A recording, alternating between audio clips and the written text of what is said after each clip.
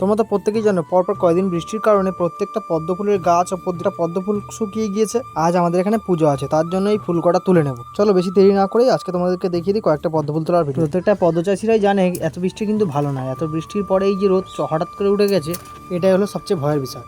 এই ফুলটার আইডি ময়ূরী। ময়ূরী নিজে নিজে ফুটতে পারে না, চলো এটাকে ফুটিয়ে দিই। তোমরা কিন্তু অনেকে টেনশনে আছো যে এই গাছগুলো প্রত্যেকটা শুকিয়ে যাচ্ছে, ফুলগুলো শুকিয়ে যাচ্ছে, কি হবে, গাছগুলো মরে যাবে কিনা। আমি বলে দিচ্ছি না না, কিচ্ছু হবে না, প্রত্যেকটা গাছই ঠিক থাকবে।